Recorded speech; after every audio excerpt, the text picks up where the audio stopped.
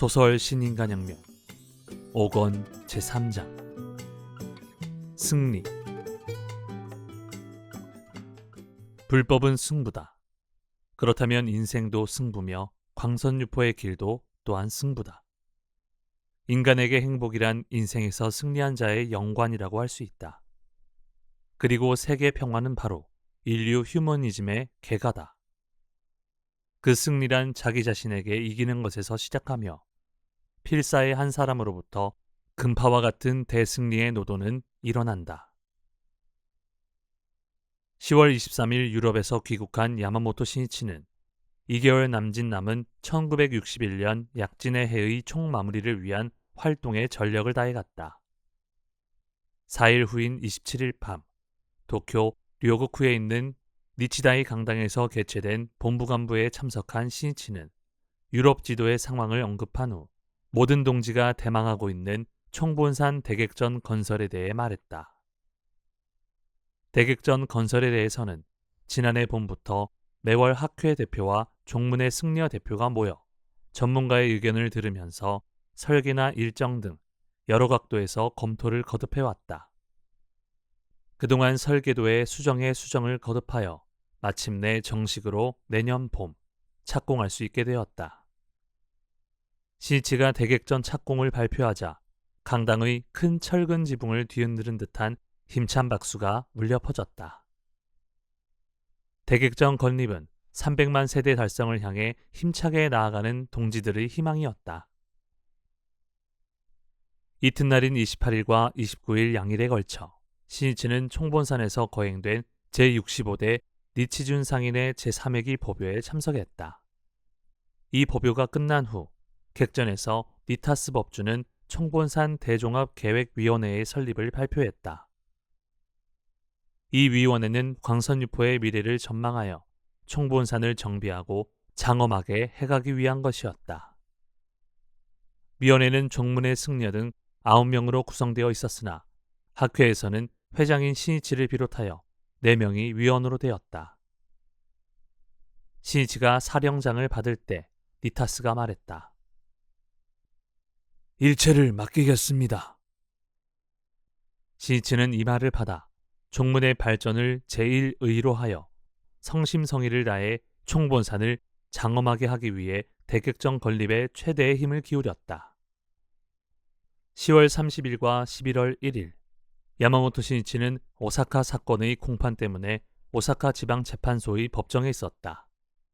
마침내 재판은 종국을 맞이하고 있었다. 이 무렵 재판에서는 경찰과 검찰이 취조를 통해 작성한 진술조서를 선거 위반의 증거로 채택하느냐 여부가 큰 문제로 부각되었다. 실은 재판 과정에서 취조가 지극히 가혹하여 그 진술조서는 피고인의 의사가 아니라 강요에 의한 것임이 밝혀지고 있었다. 실제로 몇 시간이나 수갑이 채워진 채 취조당한 학회원도 있었다. 또 경찰관에게 선거 위반은 선거의 최고 책임자였던 야마모토 신이치의 지시였다고 인정하지 않으면 잠도 재우지 않고 취조하겠다는 협박에 허위 진술을 한 사람도 있었다. 당연히 이 조서와 법정에서 진술한 내용과는 큰 차이점이 생겼다. 검찰 측은 조서는 피고인들의 의사에 의한 것이 아니므로 증거 효력이 없다고 판단되는 것을 두려워하기 시작했다. 그리고 법정에서의 진술보다도 취조를 통해 작성한 조서를 더 신뢰한다는 의견서를 재판장에게 제출했다. 한편 변호인 측도 그것에 반론을 제기하는 의견서를 재판장에게 제출했다. 이 조서의 채택 여부가 신이치에 대한 재판의 향방에 큰 영향을 미친다는 것은 말할 나위도 없다. 신이치가 선거법을 위반했다는 가장 큰 증거도 검찰관이 취조해서 받은 진술 조서였기 때문이다. 검찰이 신이치를 취조한 방법은 상식을 벗어나 있었다. 연일 심야까지, 때로는 저녁 식사조차 주지 않는 일도 있었다. 그렇지만 어디까지나 일신의 결백을 주장하는 신이치에게 마침내 검사는 범죄를 인정하지 않으면 학회 본부를 덮쳐 도다조세이를 체포하겠다고 협박했다. 신이치가 무엇보다도 가슴 아파한 것은 스승의 건강이었다.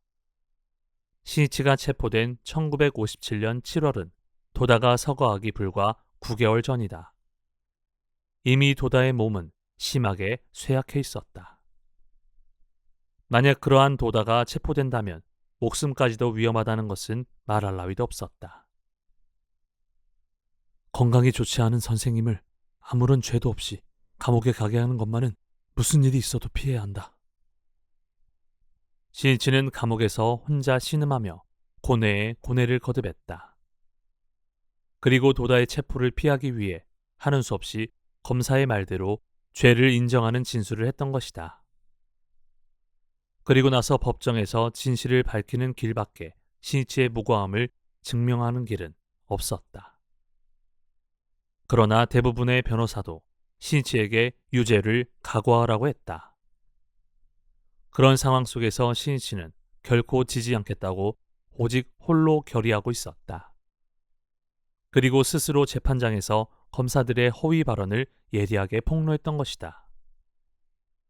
예를 들면 법정에서 취조를 둘러싸고 증인으로 참석했던 주임 검사와 신이치 사이에 이런 말이 구하기도 했다. 주임 검사는 신이치가 석방되던 날의 일을 다음과 같이 이야기했다. 그날은 아침부터 8,000명의 사람들이 중앙공회당에 모였으며 그 사람들 가운데 일부가 검찰청 안으로 한꺼번에 몰려들어왔습니다. 복도가 새까맣게 될 정도였습니다. 그래서 나는 야마모토 씨에게 이래서는 취조를 할 수 없지 않은가 라고 말하자 야마모토 씨가 그러면 내가 주의를 주어 해산시키지요 라고 말했습니다. 그리고 앞에 모여있던 사람 중 한 사람에게 야마모토 씨가 돌려보내라고 하자 불과 5분 사이에 사람들은 사라지고 군에는 깨끗해졌습니다. 주임검사의 발언은 신이치가 학회에서 절대적인 권력을 자랑하고 그의 한마디로 모든 것이 이루어짐과 동시에 학회는 반민주적인 단체인 듯한 인상을 주려고 했던 것이다. 신이치는 주임검사에게 질문했다. 말씀 중에 검찰청 안이 새카맣게 될 정도로 많은 사람이 몰려와 내가 신호를 하자 일제히 해산했다고 하는 무언가 검찰청에 대해 압력을 가한 듯한 발언이 있었습니다. 그것은 검찰청의 어느 장소입니까? 또 몇 명 정도의 사람이 와 있었습니까? 주임검사는 한동안 망설였으나 허세를 부리며 말했다. 정확한 사람 수까지는 알 수 없습니다. 그러면 내가 어디에서 신호를 했다는 것입니까? 그와 같은 것을 다른 검사는 한 번도 증언한 일이 없습니다. 착각인지 그렇지 않으면 거짓인지 둘 중에 하나가 아니겠습니까? 그것은 사실입니다. 주임검사는 아연실색하여 이렇게 대답하는 것이 고작이었다. 누구의 눈에도 주임검사가 거짓말을 하고 있다는 것은 분명했다. 신이치를 궁지에 빠뜨리려다가 오히려 재판장에게 검찰관의 취조를 더욱 불신하게 하는 결과를 초래했던 것이다. 11월 1일에 열렸던 공판에서는 마침내 조서를 채택하지 않는다는 결정이 내려졌다. 채택 여부가 문제시되었던 검찰에서 제출한 진술조서의 반수 가까이와 경찰에서 제출한 진술조서는 모두 각하되었다. 그 중에서도 야마모토 신이치에 관한 4통의 검찰 조서는 취조 방법으로 보아 묵비권의 침해를 인정하지 않을 수 없었으며 강요에 의해 자백을 쓸 의혹이 있다고 하여 전부 각하되었다. 신이치가 어쩔 수 없이 검찰관이 말하는 것을 인정한 위반 행위의 증거인 조서가 각하되었다는 것은 그를 유죄로 몰아넣을 근거가 상당 부분 무너지게 된 것이다. 깊은 어둠 속을 빠져나온 신이치에게 간신히 한 줄기 빛이 비추어진 것이다. 그러나 그 빛이 신이치가 무죄라는 것을 백일하에 밝혀줄 것인지 어떨지는 아직 예측할 수 없었다. 신이치는 11월 2일에 오사카에서 간사이 청년부원 두 쌍의 합동결혼 피로연에 참석하고 그날 밤 교토로 이동했다. 이튿날인 3일에는 라쿠오쿠 지방에 매입한 회관의 개관식이 예정되어 있었다. 이 회관은 후에 기누가사 회관으로 되었으나 개관 당시에는 교토 분실이라고 불렀다. 이곳은 어느 회사가 소유하고 있던 기존 건물을 구입한 것으로 조용한 주택가에 있었다. 신이치는 개관식 전날 밤 현지 간부와 함께 회관 구석구석까지 둘러보았다.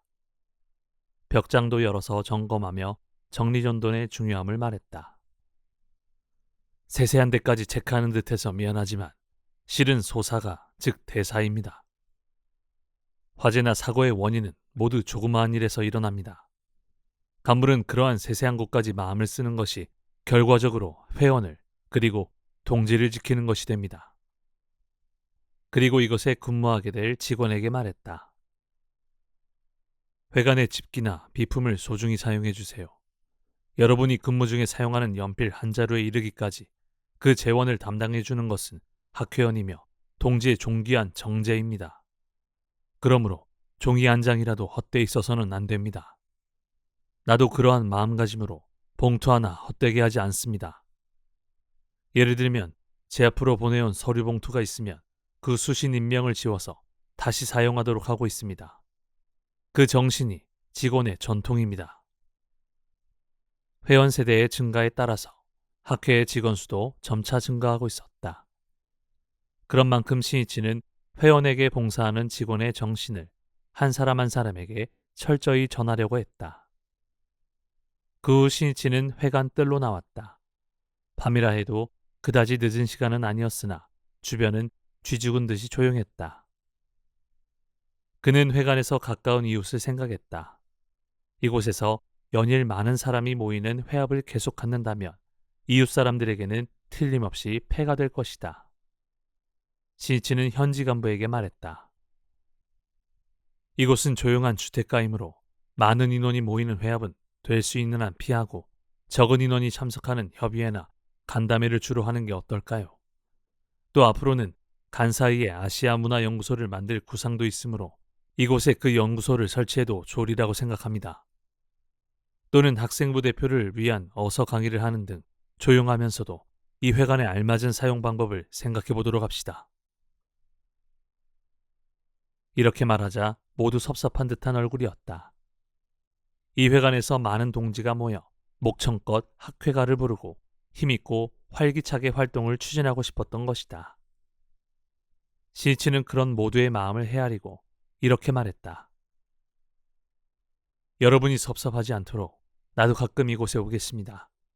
그리고 교토와 간사이의 광선유포의 미래를 서로 이야기해 갑시다. 어쨌든 가까운 이웃을 소중히 해야 합니다. 간부에게 그런 배려가 없어 주위에 이상한 인상을 주고 학회에 반감을 품게 한다면 회관을 만든 것이 오히려 마이너스가 되어버립니다. 학회 회관이 생긴 것을 주위 사람들도 진심으로 기뻐하도록 해야 합니다. 신이치의 이러한 대발을 보고 놀란 사람은 도쿄에서 온 이사장 등 동행한 간부들이었다. 그들은 지금 신이치가 종국을 맞이하려는 재판에서 치열한 공방전을 전개하고 있다는 것을 잘 알고 있었다. 죄가 없다고는 하지만 피고인의 몸으로 유죄 판결이 내려질지도 모르는 것이다. 그러나 그런 것은 전혀 안중에도 없는 듯 신이치는 유연했다. 그리고 회관이나 동지의 일을 염려하고 배려하며 세세한 어드바이스를 하고 있는 것이다. 건물 안으로 들어서자 신선조의 노래가 흘러나왔다. 교토에 관련된 노래를 신이치에게 들려주려고 누군가가 레코드를 준비해둔 것이다. 신이치는 그 선택곡이 어찌되었든 그러한 동지의 진심에 기뻤다.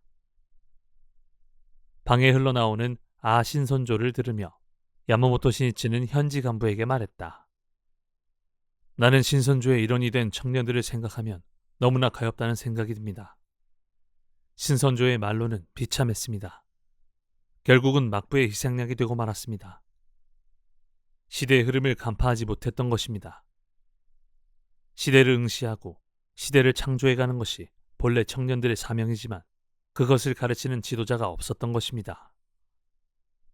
3일 후에는 도쿄의 국립경기장에서 10만 명의 남자부 대표가 모여 총회를 개최합니다. 나는 이 모임을 21세기를 향해 새로운 시대를 열어갈 청년들이 출발하는 총회로 하고 싶습니다.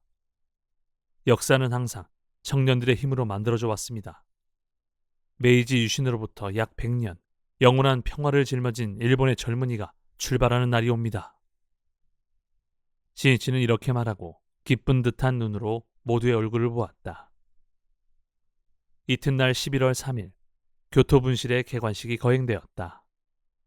신이치는 이 경사스러운 식전에 도다 조세이의 아내인 이쿠에를 초대했다. 1년 종종의 사원수에 비하면 아직 회관수는 적었으나 새로운 회관이 탄생한 기쁨을 신이치는 은사의 부인과 함께 나누고 싶었다. 도다의 만년에는 학회 본부도 어느 정도 커졌으며 간사이 등에도 회관을 세울 수 있었지만 도다가 회장에 취임한 당초에는 만족할 만한 회관이 없었다. 도다도 회원을 위한 큰 회관을 건설할 필요성을 통감하고 있었다. 그렇지만 아직 학회에는 그런 경제적인 여유가 없었을 뿐만 아니라 무엇보다도 총본산에 대한 공양과 사원 건립을 우선으로 하고 있었다. 간부가 훌륭한 본부 건물을 세우고 싶다고 말하면 도다는 늘 이렇게 말했다. 건물은 아무래도 좋다.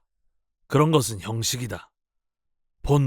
본부라고 말들 하지만 회장인 내가 있는 곳이 본부가 아닌가. 그러나 시이치와 둘만이 있을 때면 도다는 자주 말했다. 본부도 필요하고 각 지방에 회관도 세워주고 싶다. 모두 모여 근행할 장소조차 없어서는 회원이 너무 가엾다. 학회도 빌딩을 세우는 그러한 시대가 오면 굉장할 텐데. 그렇지만 지금은 무리다. 그렇게 하면 모두에게 부담을 주게 되기 때문이다. 그러나 언젠가는 그렇게 하지 않으면 안 된다. 신이치는 그 스승의 말을 반드시 실현하겠다고 마음속으로 맹세해왔다. 그리고 학회는 도다 조세이의 그러한 구상을 실현하기 위해 착실히 전진하고 있다는 것을 지금은 고인이 된 스승의 부인인 이쿠에게 보여주고 싶어 이 교토 분실 개관식에 초대한 것이다. 신이치는 도다가 광선유포를 위해 온몸을 던져 종횡무진으로 지휘할 수 있었던 그 그늘에는 아내인 이쿠에의 내조가 있었다는 것을 잘 알고 있다. 이쿠에는 군부정부의 탄압으로 도다가 투옥되고 거듭되는 남편의 사업 위기를 가슴 아파하면서도 참고 끝까지 인내해온 것이다. 니치렌 대성인도 남편의 행동은 아내의 힘에 의해 결정된다고 하셨다. 또 남편이 선인이라면 여인은 부처가 된다라고도 말씀하셨다. 야마모토 신이치는 도다가 전무이사로 있던 도쿄 건설 신영조합을 폐쇄하지 않을 수 없게 되어 잔물을 정리하고 있던 1951년 1월 은사가 했던 말이 머리에서 떠나지 않았다. 신이치군, 나에게 만일 무슨 일이 생기면 학회도 사업도 모두 자네에게 맡기려고 하는데 맡아주지 않겠는가? 그리고 가능하다면 내 가족도. 그때 신이치는 대답했다. 선생님, 결코 걱정하지 마십시오. 제 일생을 선생님께 후회 없이 바칠 각오만큼은 이미 되어 있습니다. 이 각오는 앞으로도 영원히 변치 않을 것입니다. 신이치는 그 말대로 스승을 지키며 모든 책임을 짊어지고 있는 힘을 다해 끝까지 달렸다. 도다의 사명은 바로 자신의 사명이라고 결의하고 있었던 것이다. 지금도 그 각오는 조금도 변하지 않았다. 신이치는 앞으로도 은사의 부인을 그리고 도다가를 평생 지킬 결의였다. 개관식이 끝나자 신이치는 정원으로 자리를 옮겨 이쿠에와 기념사진을 찍었다. 정원을 산책하면서 신이치는 말했다. 도다 선생님이 계셨기 때문에 학회가 있습니다. 그리고 사모님이 계셨기 때문에 도다 선생님이 계셨다고 할 수 있습니다. 저는 사모님의 은혜를 영원히 잊지 않겠습니다. 부디 언제까지나 건강하셔서 우리들을 지켜봐 주십시오. 그리고 드디어 모레 도다 선생님께서 유언하신 국사 10만 결집의 남자부 총회를 국립경기장에서 개최합니다. 이것이 제가 청년부 실장으로서 해야 할 마지막 일입니다. 선생님께서도 기뻐하시리라 믿습니다. 이쿠에는 고개를 끄덕이며 미소를 지었다. 맑게 갠 푸른 하늘이 펼쳐져 있었다. 태양은 눈부신 희망의 빛을 발하고 있었다. 1961년 11월 5일 국철 센다가야 역과 시나노마치 역에서 국립경기장으로 가는 길은 아침부터 장사진을 이루었다. 또 메이지 신궁 외원에는 차례차례 대절 버스가 도착하고 버스에서 내린 사람들도 국립경기장으로 향했다. 이 주변에서는 무슨 경기가 있을 때마다 장사진을 이루는 것은 흔히 있는 일이었으나 이날은 보통 때와는 다른 모습이었다. 모여들은 사람들은 모두 젊은 청년이었으며 게다가 단정한 머리에 신사복 차림이었다. 모두 상기된 얼굴로 눈동자를 빛내며 씩씩하게 가슴을 펴고 경기장으로 서둘러 가는 모습은 실로 상쾌했다. 안녕하십니까? 수고하십니다. 정리팀 청년들의 활기찬 목소리가 신궁 외원의 나무들 사이로 메아리쳤다. 이날의 남자부 대표 10만 명이 결집하는 제10회 남자부 총회를 청년부라면 누구나 학수고대하고 있었다. 회합 장소인 국립경기장 스탠드는 오전 8시 반쯤 되자 이미 빈틈없이 메워졌다. 스탠드 위의 전광판은 흰 천으로 덮여 있었고 거기에는 선명한 필적으로 승리라고 쓰여 있었다. 그것은 내년의 학회 테마였으나 이날을 맞은 청년들의 심정이기도 했다. 그들은 도다조세의 유언인 청년부 지침 국사훈, 청년이여 국사가 되어라에 제시된 청년이여 홀로 서라, 두 사람은 반드시 일어서리라, 세 사람은 또 그 뒤를 이을 것이다. 이렇게 하여 나라에 10만 국사가 있으면 고뇌하는 민중을 구할 수 있다는 것은 불을 보는 것보다도 분명하다 라는 말씀을 실천하기 위해 청춘의 생명을 불태워왔다. 국사라고 하면 시대에 뒤처진 듯한 인상이 있으나 거기에는 청년들에 대한 도다의 한없는 기대가 담겨 있었다. 즉, 한 나라의 그리고 전 세계 민중의 행복과 평화를 구축해가는 인재를 도다는 국사라고 표현한 것이다. 그런 남자 청년 10만 명이 결집하면 새로운 시대를 건설하는 견고한 초석이 구축된다는 것이 도다의 신념이며 확신이었다.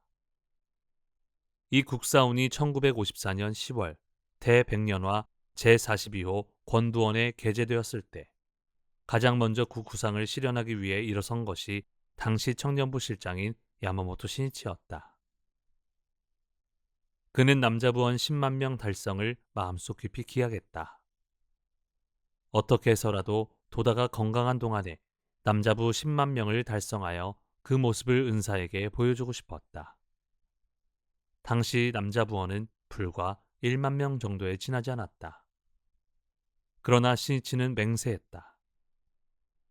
설령 누가 하지 않아도 나는 결단코 선생님의 구상을 실현해 보이겠다. 신이치는 가면이 홀로 일어서 청년부 실장으로서 스스로 몸이 가루가 되도록 싸우며 동지들에게 10만 국사 달성을 호소했다. 이러한 신이치의 행동과 호소에 호응하여 점차 남자부의 마음은 하나가 되었고 부원 10만 달성은 모두의 서원으로 되어갔다. 그리하여 1957년 12월에는 남자부 부원수가 7만 8천을 헤아리게 되었다. 앞으로 1년 후면 반드시 부원 10만이 달성된다는 것을 신이치는 확신했다. 도다는 이해 가을에 병으로 쓰러지고 그 후 차도는 있었으나 몸은 더욱 쇠약해져 갔다. 1958년 1월 신이치는 은사에게 말했다. 선생님, 올해는 남자 부원 10만 명이 달성됩니다. 그런가? 이부자리에서 몸을 일으키며 도다는 기쁜 듯 묻는 얼굴로 말을 이었다. 10만 명의 청년이 모이면 무엇이라도 할 수 있다. 민중을 위한 새로운 시대의 여명이 도래한다. 네, 남자부가 10만 명을 달성하면 국사 10만을 결집하겠습니다. 그때는 꼭 보아주십시오. 그럼 그래야지. 도다는 고개를 몇 번이고 끄덕였다. 그렇지만 은사는 남자부 10만 명의 달성을 보지 못하고 4월 2일 세상을 떠난 것이다. 남자부가 이 목표를 달성한 때는 그해 9월 말이었다. 신이치는 10만 청년의 난무를 은사에게 보여드릴 수 없다는 것이 안타까워 견딜 수가 없었다. 후계의 청년들이 한자리에 모인 모습을 한 번이라도 도다에게 보이고 싶었다. 20만 명의 청년들이 핵이 되어 신이치와 함께 학회를 떠받치고 특히 신이치가 회장에 취임하고 나서는 300만 세대 달성을 목표로 신이치와 같은 마음으로 노도와 같은 전진을 개시했던 것이다. 신이치는 새로운 학회를, 새로운 시대를 개척해가는 그 청년부들의 새로운 미래를 향한 출발의 무대를 만들고자 청년부 간부에게 대표 10만의 모임을 제안했다. 그 제안을 받아들여 신이치의 회장 취임 1주년이 되는 5월 3일 본부총회에서 청년부장인 아키즈키 에이스케가 남자부 10만 결집을 발표했다. 젊고 늠름한 10만 동지의 결집을 발표한 다음 달인 6월 남자부 간부회에서 야마모토 신이치는 청년들에게 호소했다. 도다 선생님은 나라에 국사 10만이 있다면 고뇌하는 민중을 틀림없이 구제할 수 있다고 단언하셨습니다. 나는 이 은사의 외침을 절대로 허망하게 하고 싶지 않습니다. 이제는 우리 창가학회가 일본의 기둥이라는 것은 틀림없는 사실입니다. 그러면 그 장대한 창가학회의 기둥은 무엇인가? 그것은 결론적으로 말하면 위대한 우리 남자부라고 나는 선언하고 싶습니다. 신이치는 창가의 깃발 아래 모인 청년들의 힘으로 일본에서 불행과 비참이라는 글자를 추방하고 싶었다. 세계 평화의 큰 파도를 일으키고 싶었다. 아니, 도다의 제자로서 반드시 그렇게 하지 않으면 안 된다고 결의했다. 그리고 남자부 대표 10만의 결집을 통해 확실한 출발 의식으로 하고자 했다. 남자부 수뇌 간부들도 신이치의 마음을 알아차리고 그의 기대에 훌륭하게 호응해 주었다. 그들은 도쿄에서의 대표 10만 총회를 목표로 각 방면마다 총회를 개최하고 새로운 시대, 새로운 사회를 건설해야 하는 청년의 사명을 자각할 것을 전 남자부에게 촉구해 갔다. 도쿄에서 실시하는 10만 결집 남자부 총회에 참석할 수 있는 사람은 당연히 일부 대표로 한정되었다.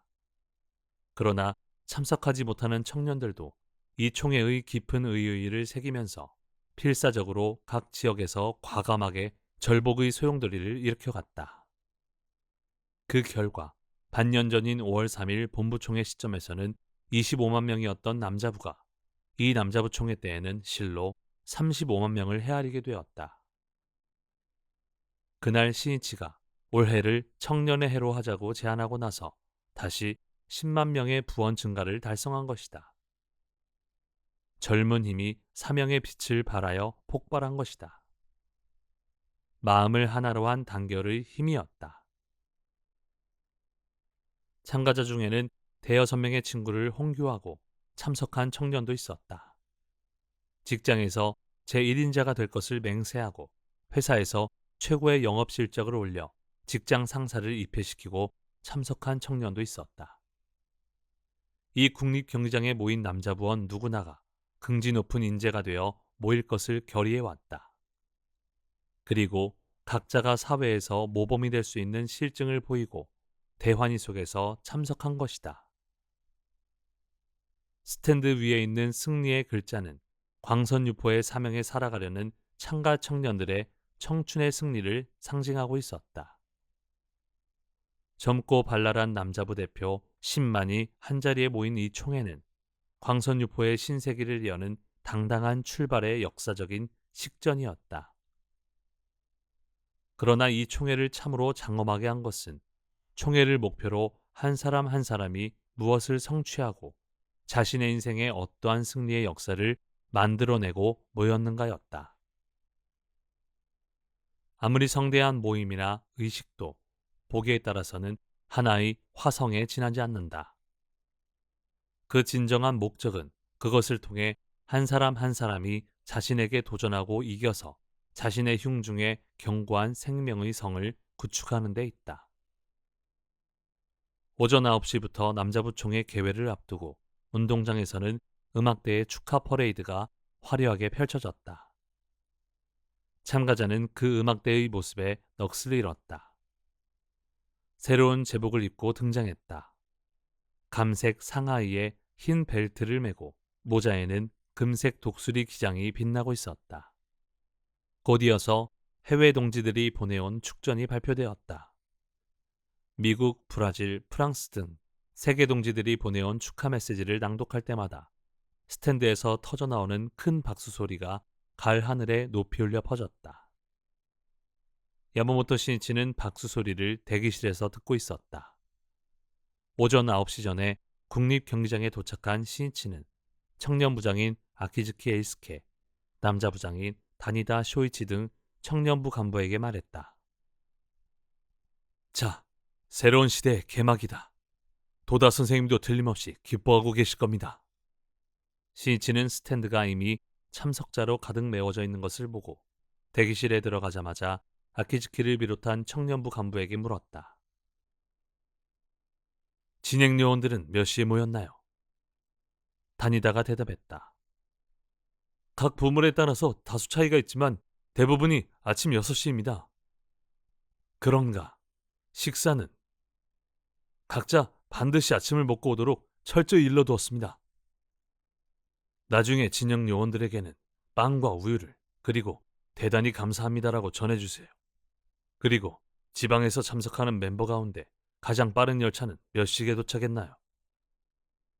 먼저 도호쿠 방면의 제일 찐 138명이 오전 4시 20분에 우에노역에 도착했습니다. 이것이 제일 먼저 도착한 멤버입니다. 야간 열차인가? 피로하겠군. 건강이 좋지 않은 사람은 없겠죠. 그런 연락은 없었습니다. 다행이군요. 모두 필요할 테니 오늘은 나도 이야기를 간결하게 하고 빨리 끝내도록 해야겠군요. 신이치는 모든 상황에 대해 계속해서 질문했다. 저 승리의 글자를 몇 명이 설치했나요? 다니다는 수첩을 보며 대답했다.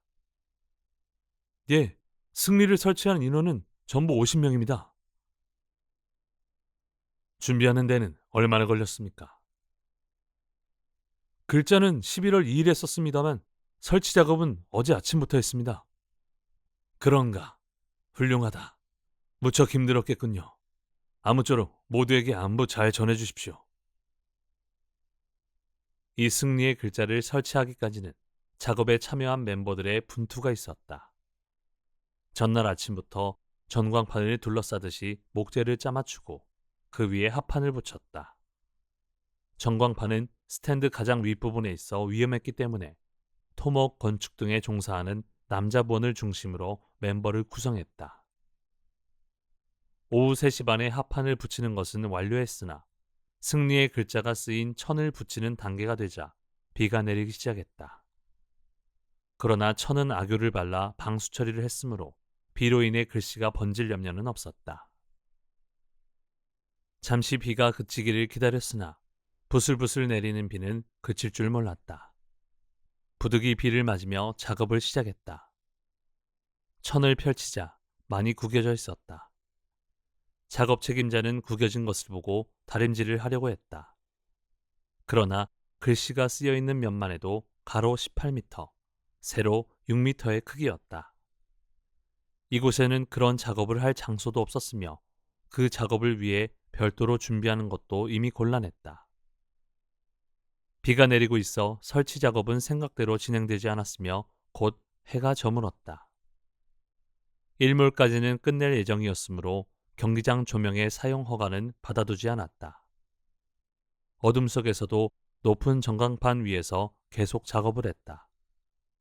천은 간신히 붙였으나 멤버들은 구겨진 천이 마음에 걸렸다. 작업 책임자가 말했다. 우리들은 최선을 다했다. 오늘 밤은 어쨌든 내일의 총회 성공을 기원하자. 그날 밤 그들은 총회 성공을 기원하는 창제를 하고 총회 당일 새벽 5시에 경기장으로 왔다. 이윽고 태양이 떴다. 아침 햇볕에 비추어진 승리의 두 글자를 보자 천에 있었던 구김이 없어졌다. 비가 깨끗하게 펴준 것이다. 제천이 도와주었군! 누군가 외쳤다. 환호성을 질렀다. 승리의 글자가 구겨진 것은 해결되었으나 새로운 문제가 생겼다. 글자를 쓴 천이 조금 짧아 하판을 완전히 덮지 못하고 밑쪽 하판이 드러나 있었다. 이 모양으로는 아무래도 보기 흉했다. 운영을 맡았던 청년부 간부가 재치를 발휘하여 말했다. 여기에도 뭔가 천을 붙이자.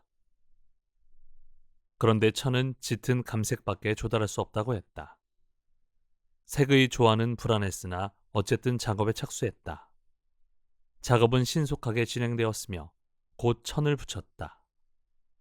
조금 떨어진 곳에서 바라보자 밑부분의 짙은 감색은 전체와 조화를 이루어 승리의 글자가 선명하게 드러나 보였다. 모든 준비가 끝난 것은 오전 7시 30분이었다. 곧이어 참가자가 입장하기 시작했다. 8시 30분이 되자 스탠드는 마침내 사람들로 가득 찼다. 운영 중심자인 청년부 간부는 우선 안심하며 스탠드를 살펴보았다. 그런데 참가자 대부분이 거무스름한 신사복을 입고 있었기 때문에 스탠드 전체가 검고 가라앉아 보였다. 자랑스런 대표 10만이 모인 의식인 만큼 좀 더 화려한 분위기가 필요했다. 즉시 몇 명의 간부가 의논했다. 그러나 개회 시간이 임박해 있었다. 그때 어느 간부가 제안했다. 스탠드 아래쪽에 있는 멤버는 상의를 벗는 것이 어떨까요? 오늘은 총회이기 때문에 모두 흰 셔츠를 입고 있을 테니 멀리서 보면 두세 개 배합처럼 보일 것 같습니다만. 그 의견을 곧바로 실행에 옮겼다. 전체를 살펴보자 흰 원과 검은 원이 스탠드 가득 펼쳐져 있었다. 화려한 느낌이 들었다. 총회를 대성공시키려는 청년들의 일념이 점차 지혜를 발휘해갔던 것이다. 이날은 많은 대학 교수와 작가, 각 신문사의 편집국장 등 각계에서 100명 정도의 내빈이 참석했다. 학회의 진실한 모습을 알리고자 청년부가 초대한 것이다. 그 내빈도 9시 반경에는 입장을 마쳤다. 맑게 갠 대공에 감싸여 한자리에 모인 청년들은 숭고한 사명을 가슴에 안고 새로운 세기를 여는 역사적인 순간을 마른 침을 삼키며 기다리고 있었다. 오전 9시 45분, 예정보다 15분 빠르게 신세기를 향한 출발이라고 할 수 있는 제10회 남자부 총회에 막이 올랐다. 청년부장인 아키즈키 에이스케의 안내로 회장인 야마모토 신이치를 비롯하여 이사들이 운동장에 모습을 드러냈다. 기뻐하는 청년들의 큰 박수에 하늘이 떠나갈 듯했다. 신호를 알리는 총소리가 울리자 음악대가 연주하는 팡파레가 상쾌하게 울려 퍼졌다. 입장식이 시작되었다. 음악대의 연주에 맞춰 14열 70명 종대의 각 행렬이 속속 입장했다. 일사불란하고 당당한 행진이었다. 모두들 신사복 밑에 맞춰 입은 흰 트레이닝복 바지가 눈부시게 아름다웠다. 그들은 이 행진을 통해 인류의 행복과 세계 평화라는 숭고한 목적을 향하여 하나로 뭉친 젊은이들의 단결된 모습을 표현하고 싶었던 것이다. 모두 생기 넘치는 얼굴로 손을 높이 흔들며 가슴을 펴고 힘차게 트랙을 행진했다. 이날을 위해 그들은 10월 22일부터 각 부마다 아라카와의 둑이나 하루미 부두 등에 모여 몇 번이나 연습을 거듭했다. 모두 처음에는 행진이라고 해도 그저 걷기만 하면 되는 것이라고 생각했다. 그러나 실제로 연습을 시작하자 보조도 보폭도 전혀 맞지 않고 열도 흐트러졌다. 멤버들은 행진이 생각했던 것보다 어렵다는 것을 통감했다. 어차피 하는 것이라면 일본 제1의 행진으로 우리들의 기상을 천하에 보여주자. 누구나 그런 생각을 갖기 시작했다. 그들은 최고의 행진을 목표로 연습 때마다 일념을 다했다. 발도 팔도 아팠다. 그러나 그런 가운데 각자가 많은 것을 배운 듯했다. 어떤 사람은 모두가 하나의 일을 성공시키는 데는 자기의 일만을 생각하는 것이 아니라 각자가 서로 주위 사람을 배려해야 한다는 것의 소중함을 몸소 알았다. 또 어떤 사람은 단순하게 생각되는 것도 그것을 완벽하게 하는 데는 고생과 연구가 필요하며 그것은 인생 전반에 통한다는 것을 깊이 느꼈다. 야마모토 신이치는 특별히 마련된 단상에서 행진해오는 멤버들에게 때로는 가볍게 인사하고 때로는 손을 크게 흔들며 계속 격려를 보냈다. 입장 행진은 약 30분에 걸쳐서 펼쳐졌으며 멤버 1만 3천 명이 운동장에 정렬했다. 도다주세이가 국사훈을 발표하고 민중을 구제해갈 10만 명의 청년이 탄생하기를 열망한 이래 만 7년. 지금 여기에 남자부 대표 10만 명이 위풍당당하게 한자리에 모인 것이다. 청년들의 머리 위에는 맑게 펼쳐진 가을 하늘에 찬란한 태양이 빛나고 있었다. 단상에서는 경과 보고를 시작했다. 1951년 7월 남자 청년부 결성으로부터 이날에 이르기까지의 경과를 간결하게 발표했다. 여전히 혼란한 사회 양상을 띠고 있던 남자 청년부가 결성되었던 그해 가을, 도다 선생님은 청년훈으로 우리 청년부의 전도를 명확히 제시해 주셨습니다.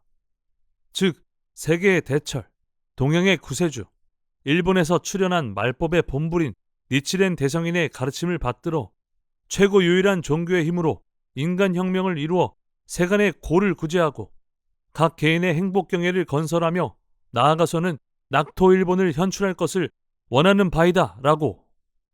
은사의 이 외침에 따라 우리들은 민중을 구제하는 지용의 보살의 사명을 자각하고 광산유포에 일어섰던 것입니다. 또 선생님은 1954년 10월 국사훈으로 이기주의의 사람이 많은 이 사회에서 나라를 걱정하고 민중을 걱정하는 것이야말로 불법을 수재한 진실한 청년의 삶이라는 것을 가르쳐 주셨습니다. 그리고 그런 속에서 국사 10만의 탄생을 대망하셨던 것입니다. 국사란 사회를 그리고 나라를 구제하는 지도자라는 뜻입니다. 이에 부응하여 먼저 혼자 일어서신 분이 회장인 야마모토 선생님이셨습니다.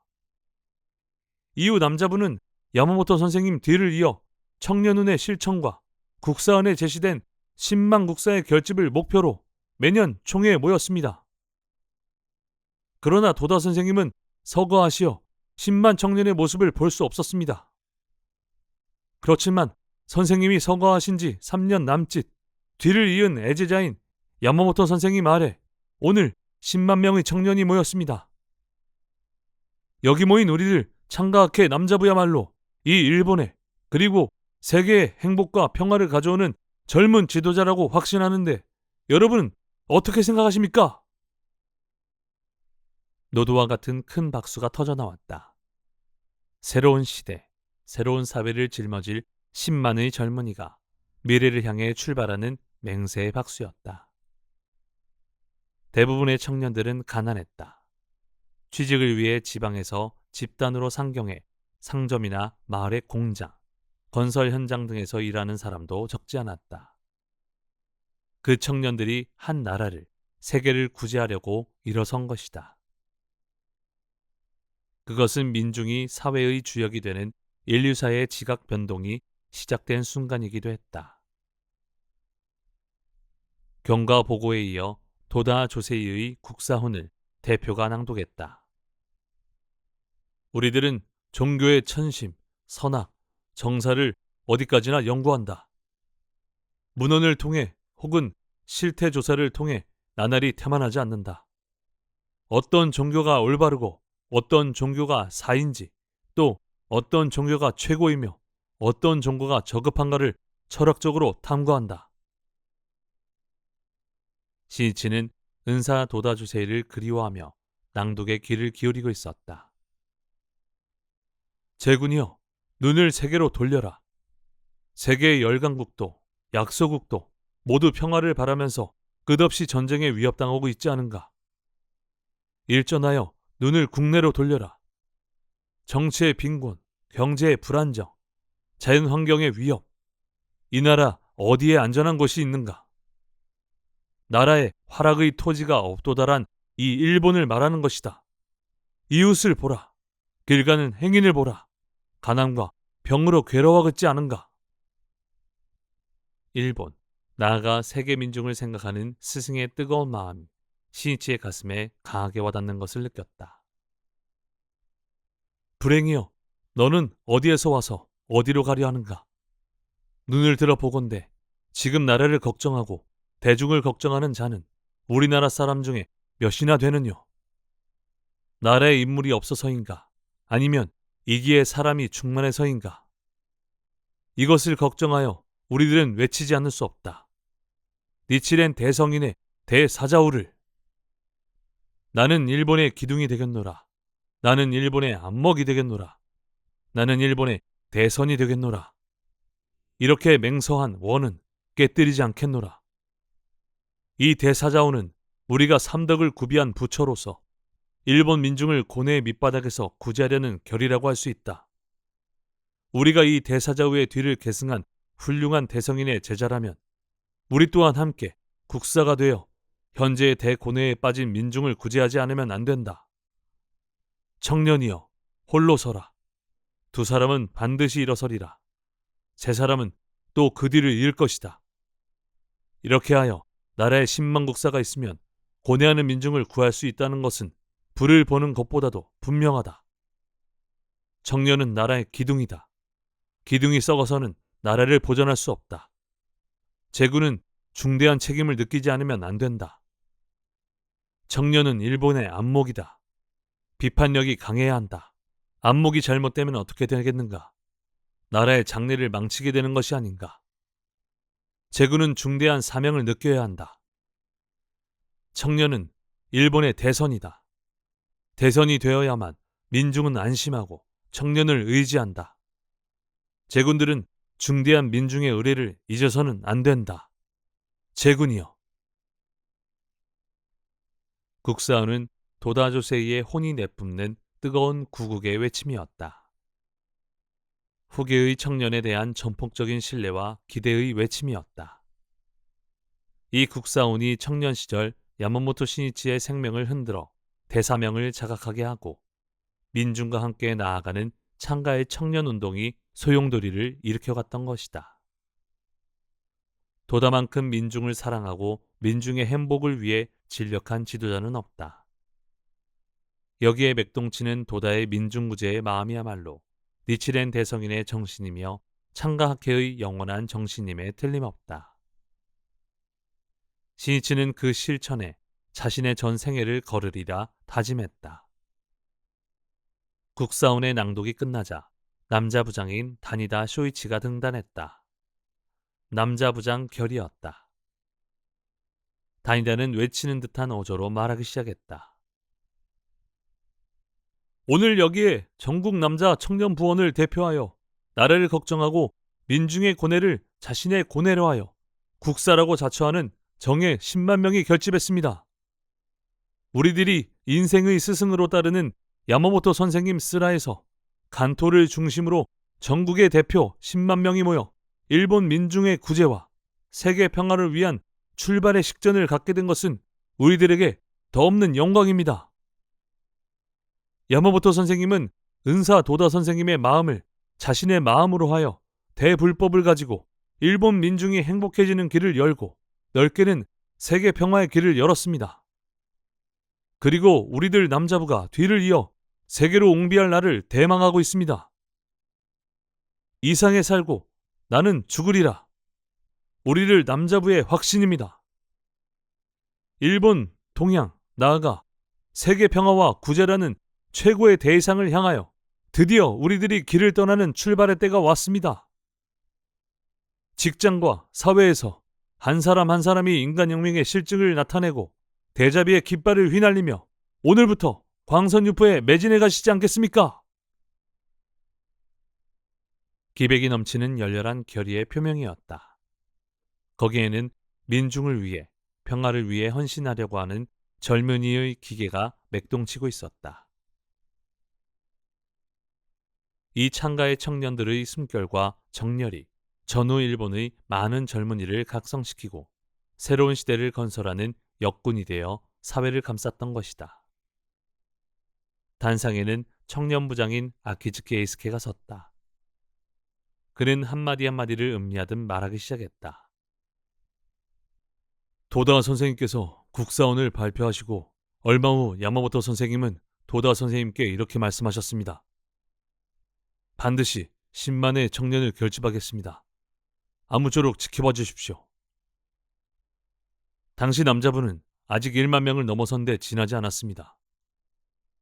야마모토 선생님의 그 일념이, 그 한마디가 오늘날 10만 결집의 원동력이 된 것입니다. 마찬가지로 앞으로 일본, 세계의 민중무제와 평화의 실현도 그 일체가 우리들 한 사람 한 사람의 일념에 달려있다고 생각합니다. 10만 결집은 시방, 즉 전 세계, 전 우주에 통하고 또 10법계, 즉 10개의 모든 중생에게 통한다고 생각합니다. 그러므로 여기에 모인 이 우리들 10만의 손으로 전 세계 민중을 한 사람도 남김없이 반드시 행복하게 해갈 것을 선언하지 않으시겠습니까? 이 호소에 호응하여 우레와 같은 박수가 울려 퍼졌다. 아키즈키는 마지막에 우리들은 무슨 일이 있을지라도 절대로 동지를 배신하지 않고 각자의 입장에서 각각의 분야에서 힘을 길러 일본의 세계의 기둥이 될 것을 서로 맹세하며 저의 인사로 하겠습니다. 라고 말하고 이야기를 끝냈다. 야마모토 신이치는 하늘까지 불타오르는 듯한 청년들의 의기에 새로운 시대의 도래를 느끼고 있었다. 니타스는 제10회 남자부 총회 개최를 축복한 후 동서양진영의 대립 격화와 국내의 물가고 등 사회의 현상에 대해 말하고 학회 청년의 사명을 언급했다. 이러한 때 이 나라를 구제하는 것이 우리 창가학회의 청년부입니다. 시대의 성각자이며 시대의 구제자로서 중대한 책임은 지금이야말로 제군들의 두 어깨에 달려있다고 해야 할 것입니다. 그러면 무엇으로 이 오탕난만의 시대를 구제하는가 하면 본불의 자비를 가지고 구제하는 것입니다. 그리고 말법의 때에 본불의 자비를 신수한 이 10만의 청년이 대불법을 유포하여 그 자비로서 세계를 포용하는 것이 인류를 구제하는 유일한 길이라고 호소했다. 또 세계의 열강은 무력으로 치닫고 있으나 역사를 돌이켜보면 무력으로 진실한 평화를 구축할 수 없다는 것은 명백하다고 말했다. 묘법이라는 자비의 셈으로 무력에 맞서 세계 평화를 실현해가는 것이 중요하다고 강조하고 이렇게 역설했다. 지금 그 샘물을 퍼올리는 대장으로서 창가학회 회장인 야마모토 선생님이 있습니다.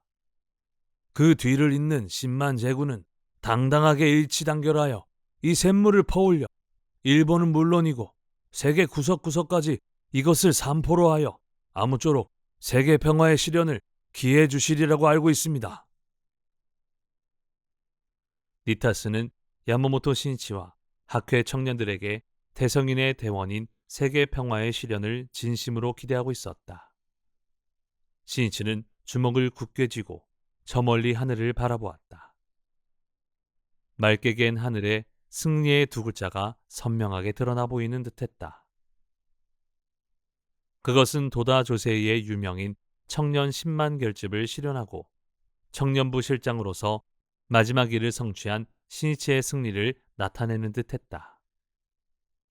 또 그 글자는 광선유포, 즉 인류의 행복과 평화 실현의 여로에 오르는 신이치와 청년들의 승리에 대한 맹세이기도 했다.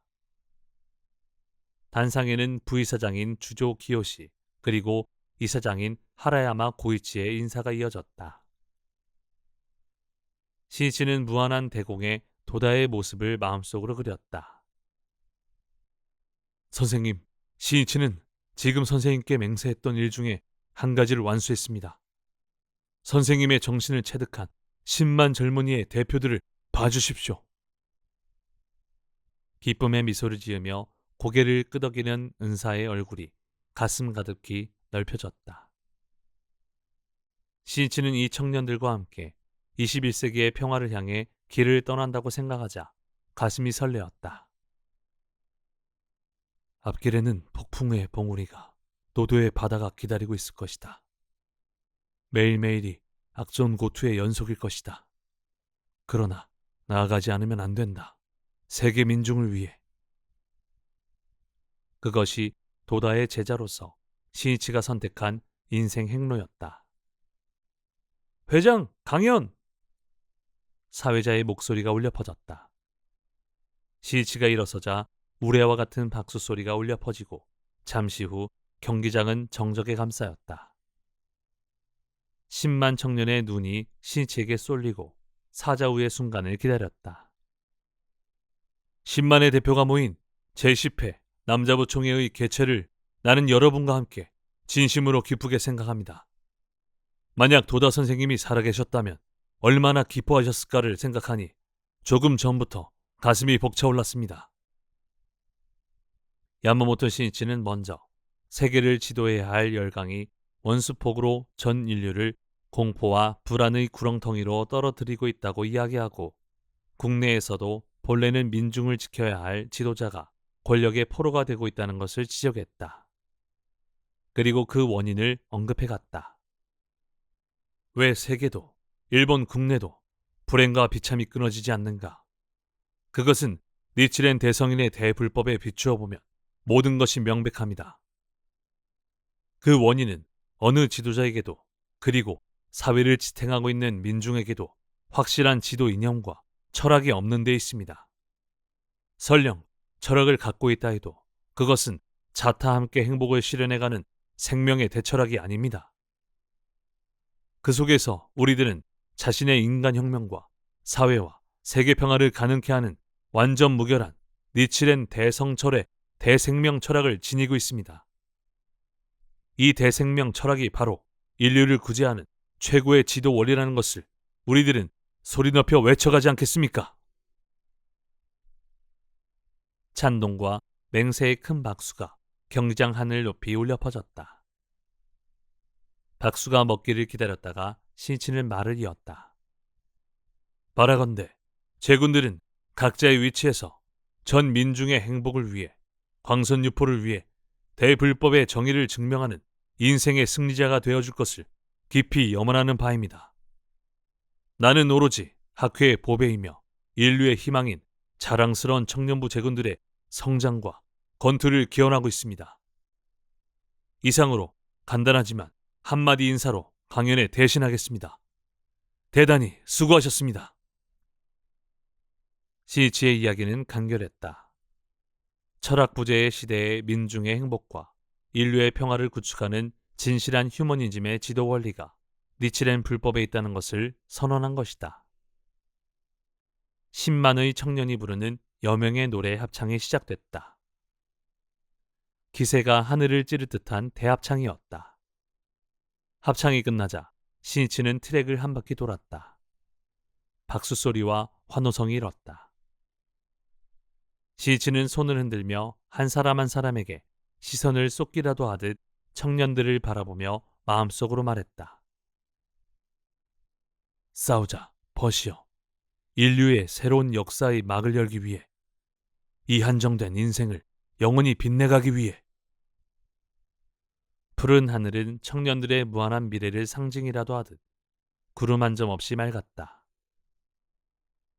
총회의 마지막에는 남자부장 다니다 쇼이치의 선창으로 승리의 함성을 올렸다. 투지 넘치는 10만 명의 젊은이가 외치는 우렁찬 함성은 하나가 되어 신궁의 숲에 메아리쳤다. 일본의 지금 엄연한 기둥이 섰다. 그들은 21세기를 향해 야마모토 시니치를 선두로 평화를 향한 당당한 행진을 개시한 것이다. 그것은 광선유포의 역사에, 아니 인류의 역사에 영원히 남을 장거였다. 지난해 신안보 조약의 반대 운동에는 학생들의 불타오르는 정열을 보았으나 그것은 영속적인 것이 아니었다. 안보 조약이 최종적으로 자연스럽게 승인되자 젊은이들의 마음은 정치에서 멀어지고 나아가서는 미래의 사회를 짊어지려 하는 기계도 점차 상실되어 갔다고 해도 좋다. 그리고 고도의 경제 성장과 더불어 배금주의 풍조가 만연함에 따라 소위 레저 붐이라는 현상도 생겨났다. 레저도 좋다. 그렇지만 거기에만 관심을 갖고 자신의 즐거움을 추구하는 데만 열중한다면 세계의 내일은 누가 짊어질 것인가? 청년에게는 시대와 사회를 짊어질 책임이 있다. 그러나 청년들에게 그 사명을 일깨워주는 지도자도, 민중의 행복과 평화를 약속하는 지도 원리를 제시하는 지도자도 없었다. 바로 거기에 불세출의 대지도자인 도다 조세이를 대신하여 청년들이 나가야 할 대도를 열어야 하는 사명이 신치에게 있었다. 여기에 모인 청년들은 새로운 인간 세계의 막을 여는 주체자로서 한평생 광선유포에 끝까지 살아갈 것을 마음속으로 굳게 맹세하며 그것을 자신의 긍지와 자랑으로 여겼다. 역사를 돌이켜보면 국가를 생각하고 이상적인 사회를 목표로 하여 개혁에 일어선 청년들은 많이 있었다. 그러나 그 대부분은 무력에 의한 개혁이었다.